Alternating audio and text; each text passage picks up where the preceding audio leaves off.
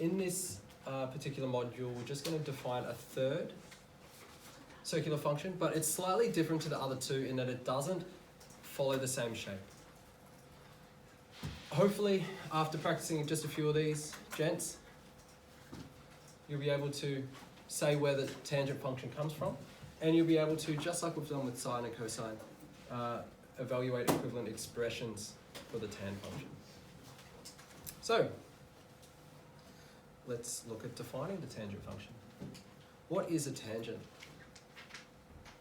The line that touches the outside of the circle. Right, a line that touches the outside of the circle. Can it be at any angle? Can it be like this and kind of cut inside the circle? Yeah. No. It has to be at 90 degrees. It has to be at 90 degrees to what? To radius. The radius, right. So if we're looking at this point P here, which has a radius here, then the tangent is at exactly 90 degrees to that radius. So if that's what a tangent is, then let's use this to define a tangent function. Using trigonometry, the length of the opposite side from P to Q, labeled tangent theta, is the opposite over adjacent. What we know from trigonometric ratios is that the tan function is given by opposite over adjacent. But what we know about the so if the opposite side's here and the adjacent side's here, the radius, what can we say about the adjacent side? It's the radius. 1. It's the radius, which is 1.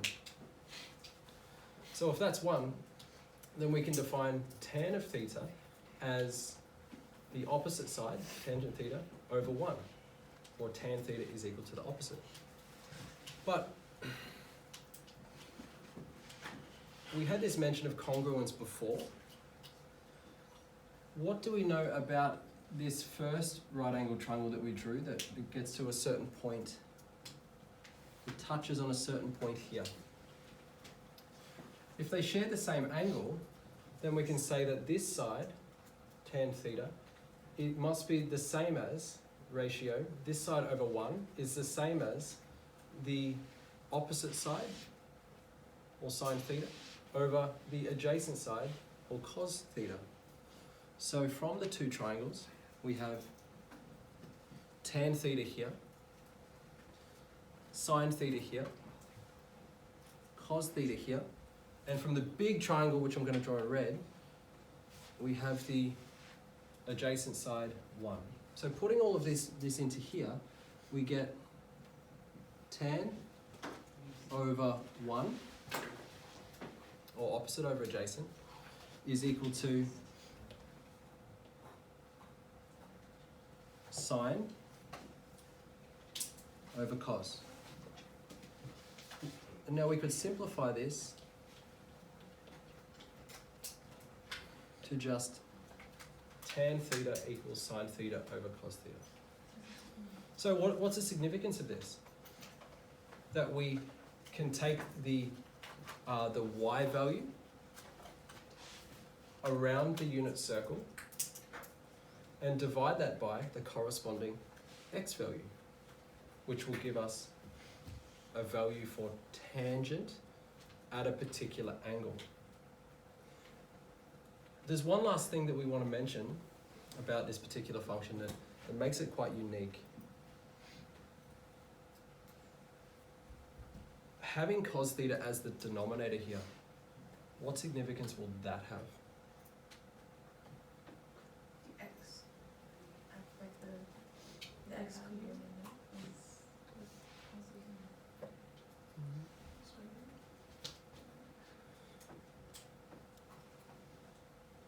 Are there going to be certain values of cos theta which will not which we won't Negative. actually have? 0. Right, I heard it. Yes. 0.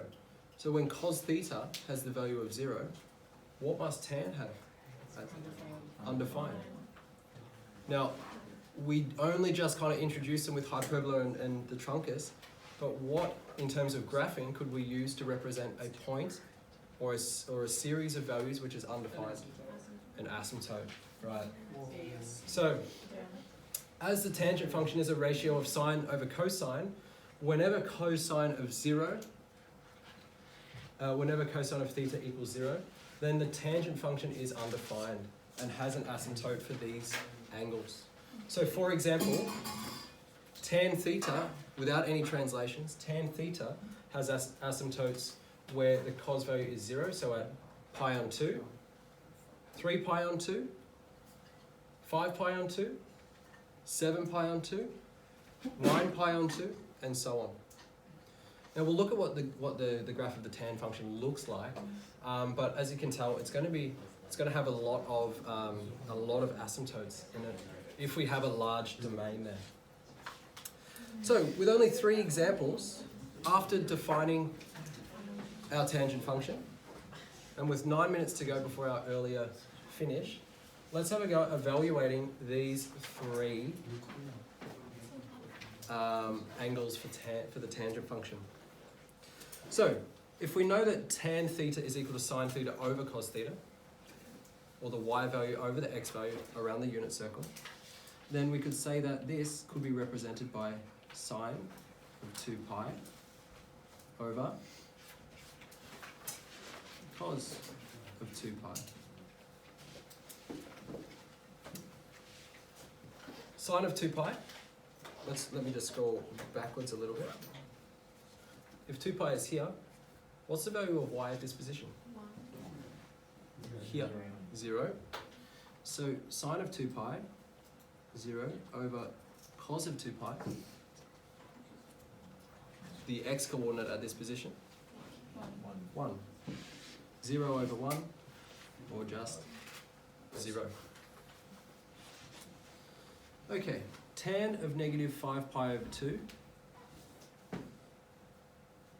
we could say that this is the same as sine of negative 5 pi over 2 over cos of negative 5 pi over 2. But let's break these angles, these radian angles, into something that's a little bit more useful. Let's turn it into a positive angle for 1. We could say that this is 5 over 2, 4 over 2. So 2 pi. So let's say this is sine of negative 2 pi, and then take away another pi on 2, over cos of the same.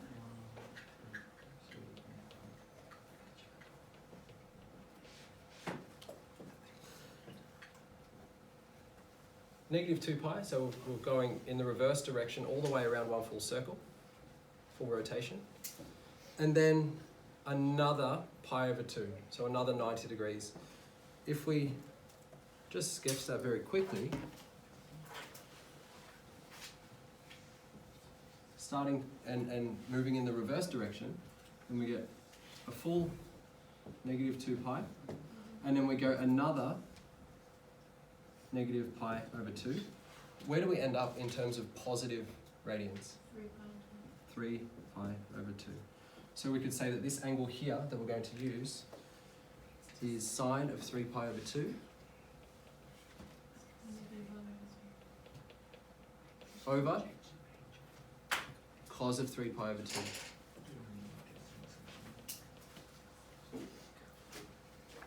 So, sine at this position here, our y coordinate, negative 1, our x coordinate, 0. So, negative 1 divided by 0?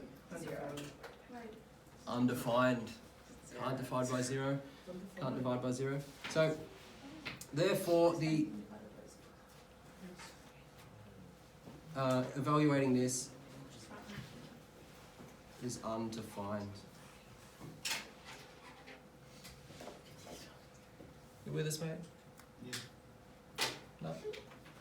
Yeah. No. 1 over. Thumbs up. 1 to go. Alright, very good. Tan of 180 degrees. No. Can you change it? Well, we don't have to change it because instead of talking in terms of radians, let's just talk in terms of degrees. Sine of 180 degrees over cos of 180 degrees. 180 degrees is here. Straight angle. So 0 over -1, which is 0. And there we have a very quick definition, or derivation I should say, of where the tangent function has come from, and introducing how we can evaluate the tan function using values of the sine and cosine function, or in other words, using the x and y coordinates, or y and x coordinates, from the position on the unit circle.